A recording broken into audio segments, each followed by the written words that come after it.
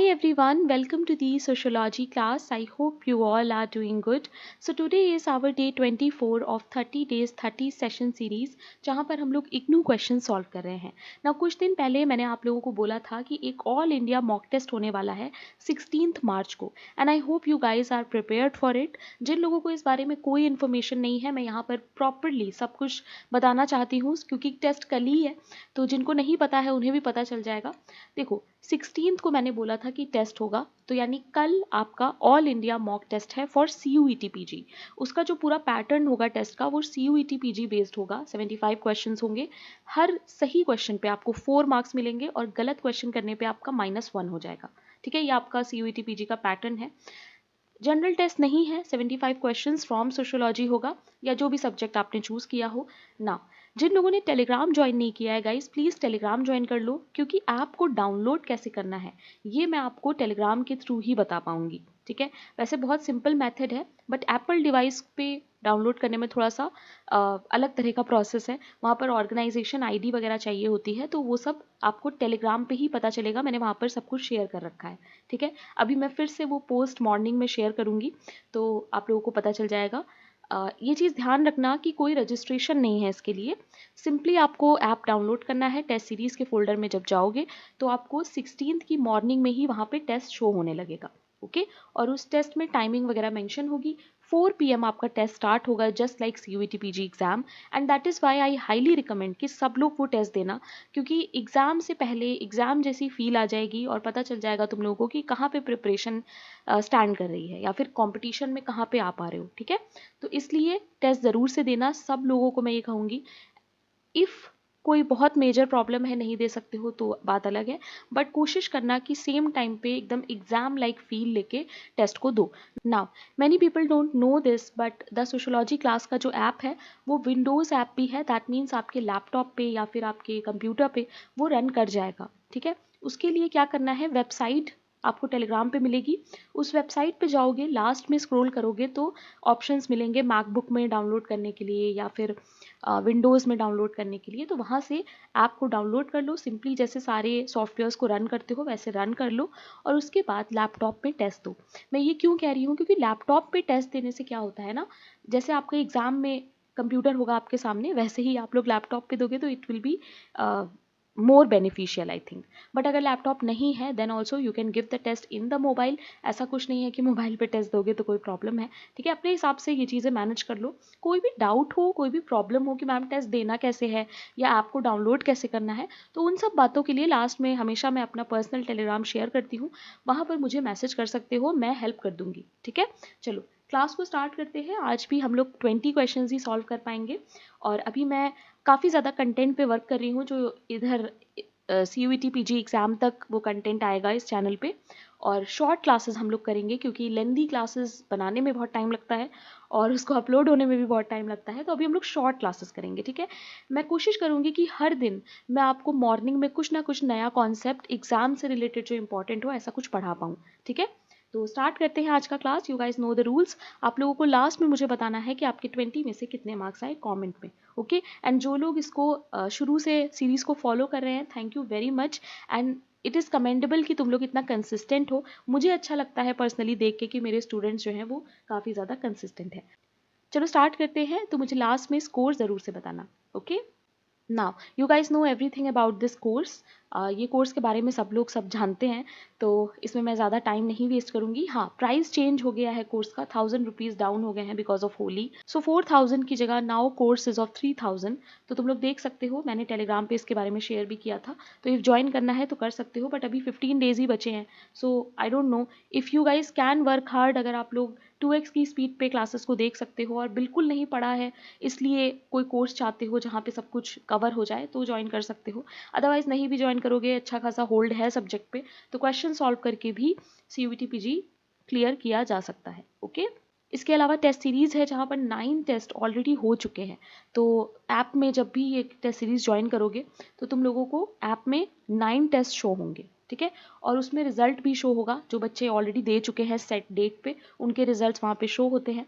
बाकी 10th अभी बचा हुआ है एक टेस्ट, तो ऑल इंडिया मॉक टेस्ट के बाद वो 10th टेस्ट होगा, और अगर मुझे टाइम मिलेगा तो हो सकता है मैं इस टेस्ट सीरीज में और ऐड करूँ। वैसे तो सब कुछ मैं कोशिश करूँगी कि यूट्यूब पे ही हो। Okay, now apart from all this, अभी CUET PG एग्जाम जो आपका 29 मार्च को है, उसके पहले तक मैं यूनिट वाइज MCQ भी आपके कराऊंगी, जहाँ पर हम लोग हर यूनिट के कुछ सेशंस करेंगे जिसमें हम लोग सिर्फ क्वेश्चन सॉल्व करेंगे। तो 40-50 क्वेश्चंस हम लोग एक सेशन में करेंगे सिर्फ यूनिट के टॉपिक से, ठीक है।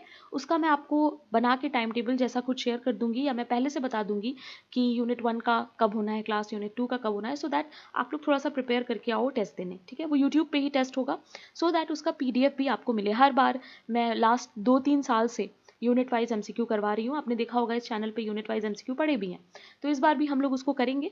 इसके अलावा कुछ इंपॉर्टेंट टॉपिक्स जो मुझे लगेंगे एग्जाम ओरिएंटेड हैं, उनका मैं 10 मिनट्स क्लास लेके आऊँगी अब, क्योंकि बड़ी क्लास, लेंदी क्लास बनाना थोड़ा सा मुश्किल गाइस हो रहा है, और उसे अपलोड करने में भी प्रॉब्लम होती है, एज आई सेड अर्लियर।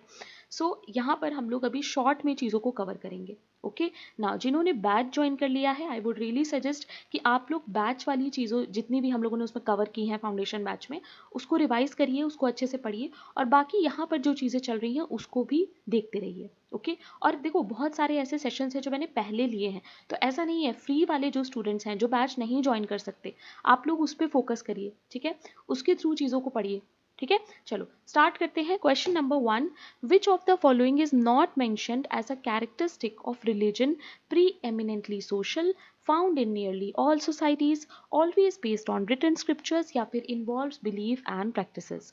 इसमें से कौन सा है जो रिलीजन का कैरेक्टरिस्टिक नहीं है? क्वेश्चन को बहुत ध्यान से समझने की कोशिश करना एंड देन आंसर देना। यहाँ पर एक बहुत छोटी सी मिस्टेक है जो आपको पकड़नी है, right? What will be the correct answer? I hope सब लोग चैट में आंसर दे रहे होंगे। The correct answer is C. देखो, रिलीजन हमेशा रिटन स्क्रिप्चर्स में हो ऐसा जरूरी नहीं है, ठीक है। So C is not correct characteristic of religion, please remember. Question number 2. How does power become authority? When actors accept its legitimacy, when it is imposed through force, when it is unpredictable, when it exists without norms.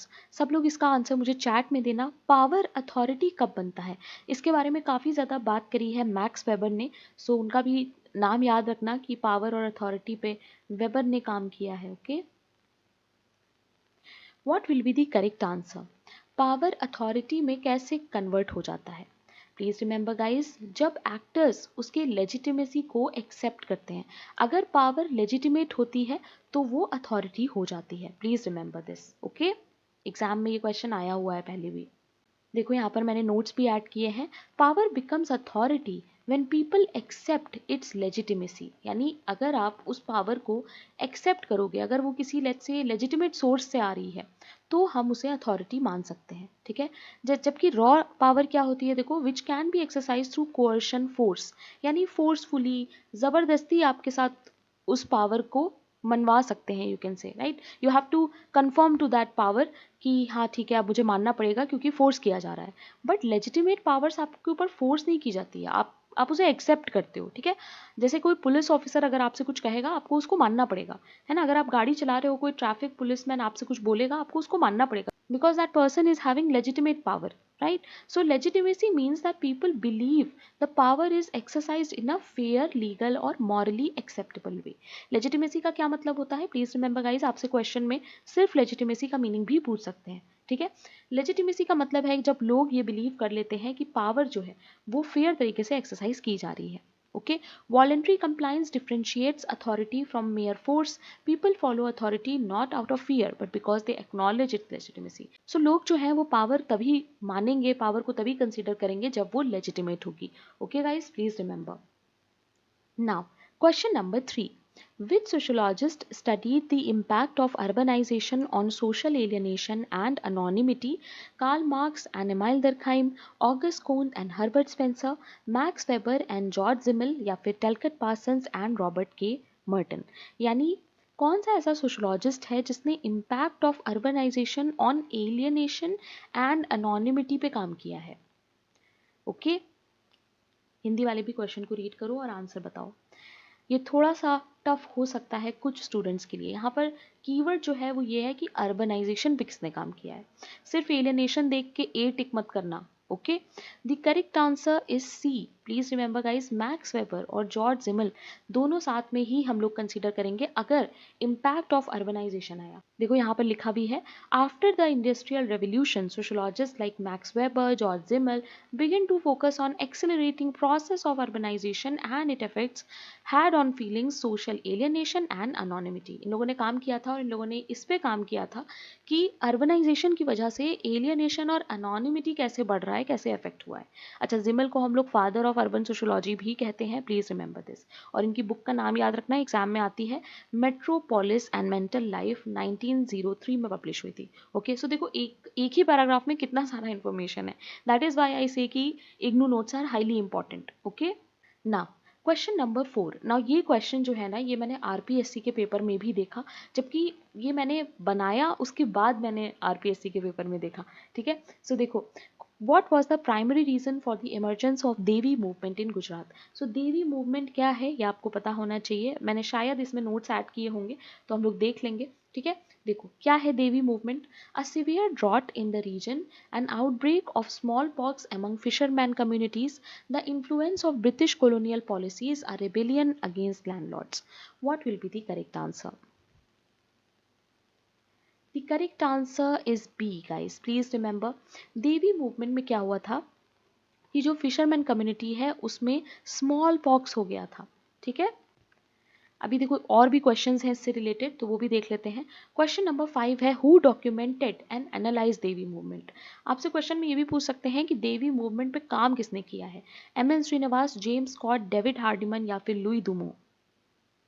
What will be the correct answer? The correct answer is C. जो लोग C answer दे रहे हैं, very good.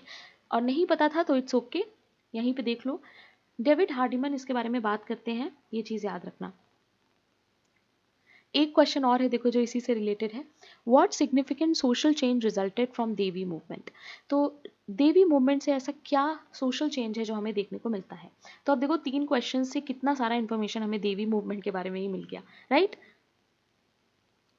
पहला है कि the rejection of alcohol, meat, fish consumption, adoption of modern medical practices, increase dependence on colonial rulers या फिर डिक्लाइन ऑफ रिलीजियस प्रैक्टिस। ऐसा क्या सोशल चेंज हुआ था देवी मूवमेंट की वजह से। The correct answer is A, alcohol, meat और फिश कंजम्पशन को रिजेक्ट कर दिया गया था। ओके, देखो यहाँ पर मैंने कुछ कुछ नोट्स ऐड कर दिए हैं। An interesting incident took place in 1922 as new tradition started in western part of Gujarat, जिसको हार्डिमन ने कहा था देवी मूवमेंट। ठीक है, Hardiman found that early in 1922, epidemic of smallpox broke out in coastal area of Gujarat among subaltern fishermen। Now you guys know that Hardiman जो है वो subaltern perspective से आते हैं, right? They believe that the smallpox was caused by a goddess and they need to satisfy the goddess to get rid of epidemic। Now you guys understood why it is called Devi movement, क्योंकि वहाँ के जो fishermen थे, ऐसा हार्डिमन ने search करके बताया है कि वहाँ के जो फिशरमैन थे उनको ऐसा लगता था कि ये जो स्मॉल पॉक्स उनको हो गया है ये इसलिए हुआ है क्योंकि जो गॉडेस हैं वो उनसे खुश नहीं है। ठीक है, तो वो क्या करते हैं, वो गॉडेस को खुश करने की कोशिश कर लेते हैं। ओके, अच्छा शमन्स क्या होते हैं इतना डिटेल्स में मत जाना, not very important for CUET PG, but मैं एक्सप्लेन करूंगी बाद में रिलीजन की क्लास में for net students and gate students. ठीक है, यहाँ पर बस देख लो, वुमेन बीइंग पॉजेस्ड, यानी कोई एक वुमेन जिसको पोजेशन हो। पोजेशन मतलब क्या होता है कि किसी और की तरह वो बिहेव कर रही हो। ठीक है, मैं बहुत सिंपल लैंग्वेज में ये चीज़ समझाना चाहती हूँ। देखो, that the goddess pass the information that she would be satisfied if they gave up eating. So ऐसा होता है ना कि आपने देखा होगा रामायण वगैरह में क्या होता है कि हम सच में तो राम, सीता, लक्ष्मण ये सब नहीं बन जाते हैं, है ना, हम उनके जैसा बन के और पोर्ट्रे कर रहे होते हैं बस सारी स्टोरी। सो यहाँ पर भी ऐसा ही है, ये जो शमन है ये क्या करते हैं कि ये अपने आप को गॉडेस बताते हैं और वो कहती क्या है कि eating fish, meat, drinking liquor, toddy, ये सब आपको छोड़ना पड़ेगा। ठीक है, the people followed her advice, लोग उसको एक्सेप्ट कर लेते हैं और उसको छोड़ देते हैं। सो इस देवी मूवमेंट को हम लोग सालाबाई भी कहते हैं, प्लीज रिमेंबर दिस। ठीक है। सो क्या सोशल चेंज था वो तुम लोगों ने देख लिया, इससे ज़्यादा इंपॉर्टेंट नहीं है, बेसिक्स पे रहो, दैट्स इट। ओके, तो एक बार रीड ज़रूर कर लेना खुद से, वैसे तो मुश्किल है कि क्वेश्चन आएगा, बट क्यों ही चांस लेना, right. Now question number 7, given below are two statements, दो स्टेटमेंट दिए हुए हैं एंड तुम लोगों को मुझे बताना है कि कौन सा स्टेटमेंट सही है और कौन सा स्टेटमेंट गलत है। देखो, स्टेटमेंट 1 कह रहा है कि lower animism is characterised by the believe that soul continues to exist after death in a morally neutral state, meaning its condition after death is not influenced by actions during life. जबकि दूसरा statement कह रहा है कि higher animism is based on the retribution doctrine which suggests that the soul experiences rewards or punishment after death based on its moral conduct during life. What will be the correct answer?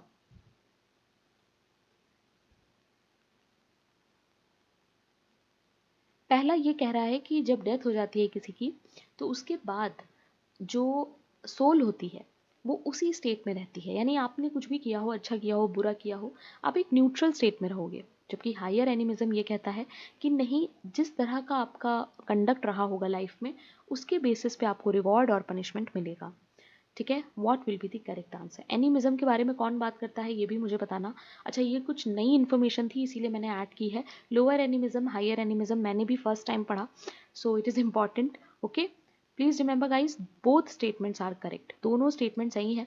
तो अगर lower और higher animism पे आएगा कुछ तो ये चीज़ें याद रखना, ठीक है, क्योंकि ये अनकॉमन है और ये बहुत ही यू कैन से ढूंढ के मुझे मिला है इग्नू में, तो प्लीज़ इसको ध्यान से याद रखना। और एनिमिज्म के बारे में कौन बात करता है ये भी मुझे बताना कमेंट में।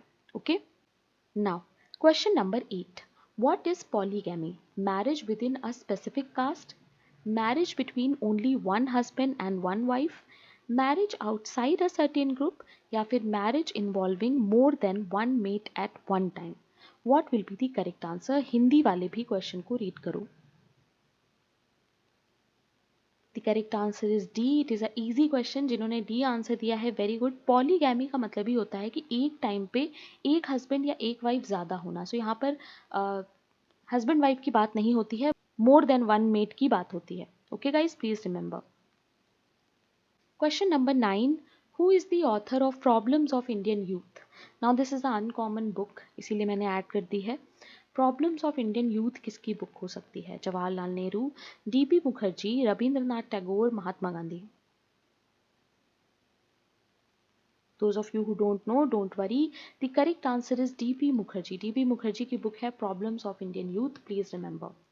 देखो यहाँ पर इनकी सारी बुक्स एडेड हैं, तो जो सबसे मेन इंपॉर्टेंट है वो ऊपर लिखी हुई हैं, इसके अलावा और भी बुक्स हैं इनकी, तो वो भी देख सकते हो। ओके, इसका स्क्रीनशॉट ले लो, वैसे पीडीएफ मैं शेयर करूंगी। अच्छा, पीडीएफ को लेके काफ़ी ज़्यादा कन्फ्यूजन हो रहा है गाइस, तो एक काम करेंगे, मैं आप लोगों को फर्स्ट से लेके 20 सेशंस तक का जो पीडीएफ है वो आज ही शेयर कर दूंगी, क्योंकि आई नो सब कुछ एकदम से रिवाइज करना बहुत मुश्किल हो जाएगा। तो ऐसा करेंगे हम कि फर्स्ट से लेके 20 वाला एक पीडीएफ मैं आपको दे दूंगी, उसके बाद जब बाकी के 10 सेशंस हम लोग और कर लेंगे तो पूरा कंपाइल करके एक पीडीएफ में अपलोड कर दूंगी। ओके, ऐसा कर लेंगे तो रिविजन भी तुम लोगों का हो जाएगा। Okay, now, question number 10. Religion has often been associated with the idea of the sacred or God, according to whom all religions involve a set of symbols invoking feelings of reverence or awe and are linked to rituals or ceremonies practiced by a community of believers. Now ये simply एक quotation है किसी एक thinker की जो यहाँ पे दिए हुए हैं, एंथोनी गिडेंस, ऑगस्ट कोन, तेमाइल दरखाइम या फिर मैक्स वेबर। किसकी हो सकती है ना? यहाँ पर कीवर्ड्स के बेसिस पे गाइज मत जाना, नहीं तो क्वेश्चन गलत हो जाएगा। ठीक है, अब जिनको ये हिंट से समझ में आया होगा वो ऑप्शन सही बताएंगे, एटलीस्ट वो ऑप्शन तो नहीं बताएंगे जो मैंने बोल दिया कि कीवर्ड के बेसिस पे नहीं जाना है। तो सेक्रेड की बात हो रही है एंड सेक्रेड प्रोफेन की बात करते हैं एमाइल दरखाइम। सो यहाँ पर एमाइल दरखाइम आंसर नहीं है, the correct answer is Anthony Giddens. Please remember, religion में बहुत सारे सेट ऑफ सिंबल्स होते हैं, फीलिंग ऑफ रेवरेंस होता है, ये सारी बात करी है एंथोनी गिडेंस ने। ओके, तो प्लीज कंफ्यूज मत होना इस चीज़ में कि सेक्रेड देखा और बस एमाइल दरखाइम टिक कर दिया, ऐसा नहीं करना है, बाकी की चीज़ें भी पढ़नी है। ओके, अच्छा, इसके अलावा एमाइल दरखाइम की ऑलरेडी एक बहुत फेमस डेफिनेशन है। I want one student to search that definition of religion of Emile Durkheim and उसको कमेंट में ज़रूर से बताना, तो मैं उसको पिन कर दूंगी। ओके, ये होमवर्क है, होमवर्क ज़रूर किया करो। एक स्टूडेंट है, उसका नाम मुझे नहीं याद है, बट वो करती ही रहती है सारा होमवर्क, और कई बार मैंने उसका कमेंट पिन किया है। तो प्लीज़ सब लोग ऐसे होमवर्क को किया करो। Okay. Question number 11. Preferential marriage refers to that type of marriage which defines whom we should marry. Such marriages are common in South Indian and among Muslims. Preferential marriage और दूसरा हम लोग क्या पढ़ते हैं, prescribed marriage. So I hope आप लोगों को वो मीनिंग याद होगा जो मैंने बैच में पढ़ाया था। Now, maid selection among tribal is done in several ways. These includes by purchase of bride, youth dormitories, selection by capture, athletic trial of bridegroom. Now, ध्यान से पढ़ो, समझो और बताओ इसका आंसर क्या होगा। क्या दोनों स्टेटमेंट सही है, क्या एक सही है या फिर दोनों गलत है? इजी क्वेश्चन है guys. The correct answer is ए, दोनों स्टेटमेंट सही हैं। प्रेफरेंशियल मैरिज जो है वो क्रॉस कज़न मैरिजेस में कॉमन होती है। प्लीज़ रिमेंबर, यहाँ पर हमें बताया जाता है whom we should marry, और प्रिस्क्राइब्ड में क्या होता है, हमें बताया जाता है whom we should not marry, किससे हमें शादी नहीं करनी है। ठीक है, सो वहाँ पर पॉजिटिव रूल्स होते हैं, यहाँ पर नेगेटिव रूल्स होते हैं। Okay, oh I am sorry, मैंने उल्टा बोल दिया। साउथ में पॉजिटिव होते हैं, प्लीज़ रिमेंबर दैट। साउथ में ना, या प्रेफरेंशियल मैरिज में पॉजिटिव रूल्स होते हैं। ये भी क्वेश्चन आया है, ठीक है। और अगर नॉर्थ आएगा तो नॉर्थ में निगेटिव रूल्स होते हैं।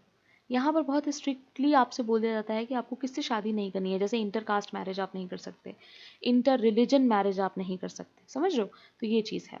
Okay, whom we should not marry, इस पे नॉर्थ में ज़्यादा फोकस होता है, and that is why preferential is positive rule, north का निगेटिव रूल यानी कि प्रिस्क्राइब्ड। ये वर्ड मैं भूल गई थी, right, prescribed marriage. Okay guys, please remember. Now question number 12. According to D.N. Majumdar, what is the best policy for tribes? D.N. Majumdar के हिसाब से अगर हम देखें तो ट्राइब्स के लिए बेस्ट पॉलिसी क्या है? Complete isolation from mainstream, controlled and limited assimilation, immediate integration into the dominant culture, या फिर abandoning all tribal customs and tradition? So the correct answer here is B. He talks about controlled and limited assimilation. Please remember. Now, question number 13. The term community studies refer to research involving what? Community studies में किस तरह का research होता है? Statistical analysis of global economies, experimental psychology in urban setting, in-depth ethnographic studies of local communities, या फिर linguistic change in modern literature? Very easy question. जिन लोगों को नहीं भी आइडिया होगा, नहीं भी समझ आया होगा, फिर भी आई होप आप लोग इसका आंसर दे लोगे। द करेक्ट आंसर, जो लोग सी आंसर दे रहे हैं, वेरी गुड। कम्युनिटी वर्ड ही एक ही ऑप्शन में है, so it becomes really easy. इस तरह के क्वेश्चंस आएंगे अगर गाइस तो गलत मत करना, इवन दो कभी नहीं पढ़ा हो कि कम्युनिटी स्टडीज़ क्या होता है। ओके, अब जाहिर सी बात है कम्युनिटी स्टडी में अगर हम रिसर्च करेंगे तो हम लोकल कम्युनिटीज़ को ही तो पढ़ेंगे, है ना। साइकोलॉजी का एक्सपेरिमेंट नहीं करेंगे, स्टैटिस्टिक्स नहीं करेंगे, लिंग्विस्टिक भी नहीं करेंगे, सो it is a easy question.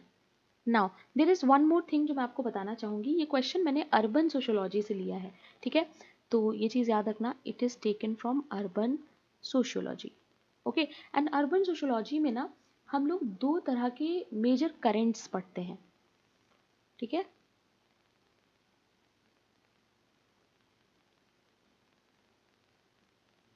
दो मेजर करेंट्स हम लोग पढ़ते हैं, जिसमें पहला है द शिकागो स्कूल,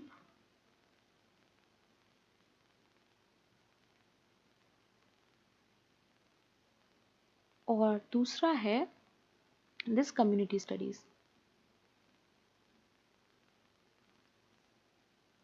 ठीक है। तो अगर पढ़ना है इस बारे में तो थोड़ा सा रीड कर सकते हो, बट नॉट वेरी इंपॉर्टेंट, बहुत ज़्यादा इंपॉर्टेंट नहीं है। Okay, now question number 14. What was the primary objective of Bahishkrit Hitakarini सभा?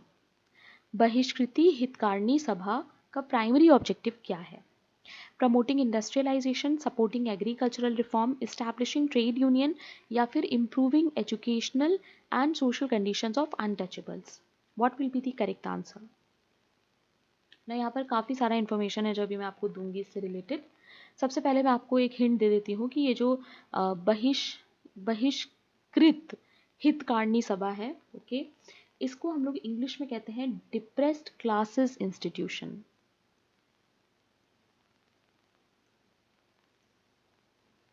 ओके, डिप्रेस्ड क्लासेस इंस्टीट्यूट, ठीक है, ये है इसका English name. Okay, now give me the answer. The correct answer will be, अब तो ईजी हो गया होगा, इट इज़ डी। ठीक है, एजुकेशनल और सोशल कंडीशंस अनटचेबल्स की इम्प्रूव करने के लिए ये बनाया गया था। एंड ऑफ कोर्स अगर हम अनटचेबल्स की बात कर रहे हैं, इम्प्रूवमेंट की बात कर रहे हैं, तो इसके पीछे है बी आर अम्बेडकर। ओके, सो इसके अलावा डेट भी याद कर लेते हैं, 20 जुलाई 1924 को बॉम्बे में ये स्टैब्लिश हुआ था। ओके, थोड़ा एक्स्ट्रा इन्फॉर्मेशन मैंने आपको दे दी है, वैसे तो इम्पॉर्टेंट हो भी सकता है क्योंकि CUET PG वालों में दलित अलग से दिया हुआ है और सबअल्टर्न वगैरह ये सब पर्सपेक्टिव हम लोग गेट में नेट में पढ़ते हैं, तो उस पर्सपेक्टिव से इम्पॉर्टेंट लगा मुझे। ओके, नाउ क्वेश्चन नंबर 15, दो स्टेटमेंट्स दिए हैं, you have to tell me which is correct and which is incorrect. Easy question है। In polygamy there is one husband and one wife, in monogamy there is more than one mate at one time. Very easy question, इसमें तो time ही नहीं लगना चाहिए, सब लोग इसका सही आंसर दो। The correct answer is B, दोनों स्टेटमेंट्स गलत हैं। क्यों? पॉलीगैमी में एक की बात हो रही है और मोनोगैमी में मोर की बात हो रही है, सो दोनों स्टेटमेंट गलत हो जाएंगे, दोनों इंटरचेंज किए हैं मैंने। Okay, now question number 16, Mackim Marriott's idea of universalization and parochialization was a sequel to which sociologist theory? Universalization और पेरोकिलाइजेशन का जो कॉन्सेप्ट है मैकिम मैरियट का, वो किसका सीक्वल है, यानी इसके बाद या इसके पहले कुछ एक टॉपिक है जो आया जो इससे काफ़ी रिलेटेबल है। मैंने आपको जब फाउंडेशन बैच पढ़ाया था तो वहाँ पर मैंने इसके साथ ही वो टॉपिक आपको बताया था, सो आई होप सब लोगों को पता होगा। GS घूरे का caste and race in India, MN Srinivas का Sanskritisation and westernisation, Robert Redfield का great tradition and little tradition, and AR Desai का social background of Indian nationalism. What will be the correct answer? The correct answer is C. जिन्होंने C answer दिया है, very good. Universalization और पेरोकिलाइजेशन को जब हम लोग पढ़ते हैं तो हम लोग ग्रेट और लिटिल ट्रेडिशन को भी पढ़ते हैं, और पढ़ना ही पड़ता है, otherwise you will not understand this topic, right? Now question number 17, who is the author of elementary aspect of peasant insurgency in colonial India? Uncommon book है, बिपिन चंद्रा, रणजीत गुहा, सुमित सरकार, DD Kosambi. The correct answer is, देखो जो ऐसे questions होते हैं जिसमें ज़्यादा explain करने वाला नहीं है उसको हम लोग जल्दी करेंगे टाइम बचाने के लिए, बी होगा इसका आंसर, रणजीत गुहा की बुक है guys, please remember.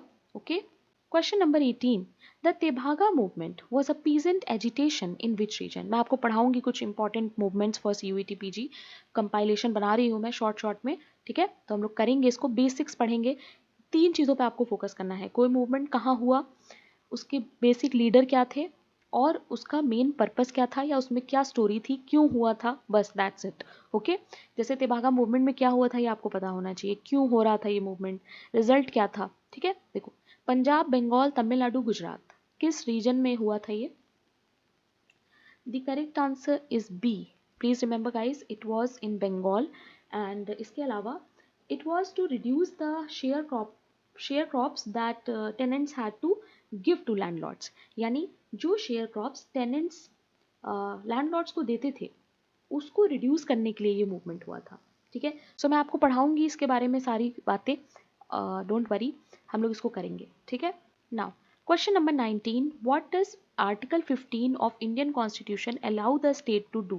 Abolish caste-based reservation, provide reservation only for economically weaker section, ban all forms of affirmative action, make special provision for socially and educationally backward class. Article 15(4) पूछा है guys, please remember, ऐसे articles वाले questions आ जाते हैं एक दो, तो इनको लाइटली नहीं लेना है। ओके, ये ऑलरेडी इग्नू में मेंशन था इसीलिए मैंने ऐड किया है। The correct answer is D guys, please remember, article 15(4) जो है वो बात करता है प्रोविजंस की on socially and educationally backward classes. Okay, Question number 20 and last question of today's class. What does D.N. Majumdar mean by limited assimilation? अभी मैंने आपको दिखाया था ना controlled and limited assimilation tribes के केस में.